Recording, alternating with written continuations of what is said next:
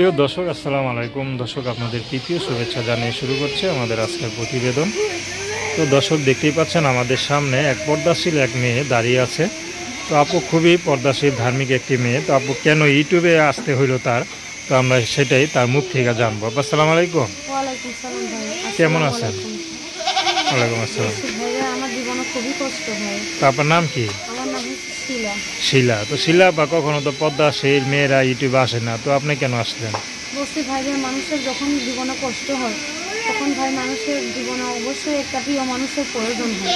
তো ভাই আমি পর্দা করি, জীবনে কখনো প্রেম ভালোবাসা করি নাই, বা ভাই সেরকমভাবে প্রেম ভালোবাসা বাহিরে বেরোতেই দেয় নাই ভাই, যখন বাবা ছিল।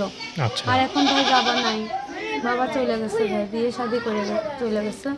এখন মনে করেন ভাই মা ছাড়া আর দুইটা ভাই বোন ছাড়া আর আল্লাহ ছাড়া কেউ নাই দেখার মতো। এখন ভাই ভাবলাম যে প্রতিবেদনে হাজার হাজার মানুষই আসে, পৃথিবীতে মানুষের তো অভাব নেই। আমার জীবনে যদি কেউ একটা ভালো মনের মতো মানুষ আমি পাই আমার জীবন সাথী হিসেবে, সে যদি আমার একটু ভালোবাসে, একটু ভালোবাসা দেয়, আমি তারে অবশ্যই বিয়ে শাদি করব। সে যেমনই হোক, বুড়া হোক, জোয়ান হোক। পড়াশোনা কত দূর করছেন? পড়াশোনা কত দূর আছে? পড়ালেখা করতে পারিনি, ক্লাস 5 পর্যন্ত লেখাপড়া 5 করছি। পর্যন্ত কোরআন শরীফ পড়ছি, আমি নামাজ পড়ি। আচ্ছা। আর মনে করেন যদি সাজগোজের টিকের কথা বলেন ভাই, মানুষের যতই পর্দা করুক, আমি তো মেয়ে, একটু সাজগোজ করতে মন চায়। প্রতিবেদনের সামনে আসবো বিধায় একটু সাজগোজ করতে, খারাপ কমেন্ট করবেন না। আচ্ছা আচ্ছা। মানুষের ইমান থাকলেও যার মন ভালো তার সবই ভালো হয়।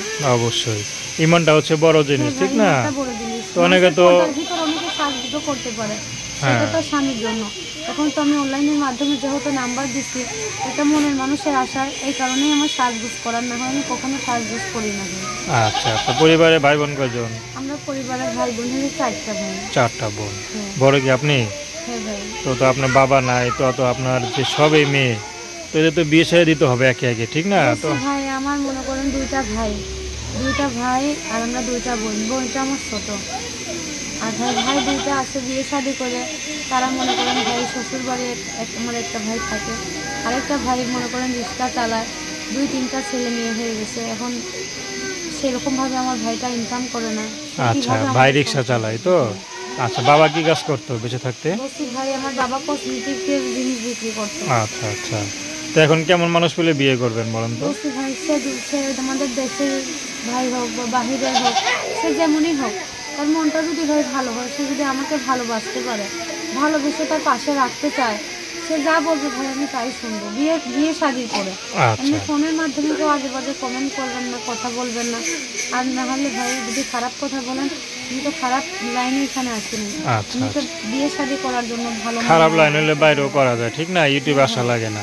ইউটিউবে নাম্বার দিচ্ছি কোনো প্রতারণা করার জন্য না, বা প্রতারণার শিকার হওয়ার জন্য না, সুন্দর একটা মনের মতো মানুষ জীবন সঙ্গী পাওয়ার জন্য। ভাই আপনার সাথে কিভাবে যোগাযোগ করবে?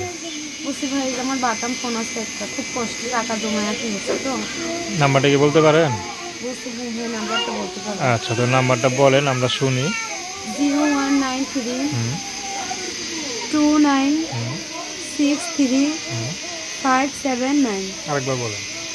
01932963 এটা আমার পার্সোনাল নাম্বার। তো দর্শক, প্রেম ভালোবাসা, সাহায্য সহযোগিতা, বিয়ে শাদী করা একান্ত আপনাদের ব্যক্তিগত ব্যাপার। তো আসুন আমরা 5 ওয়াক্ত নামাজ পড়ি, সর্বদা দেশের সেবা করি। আসসালামু আলাইকুম।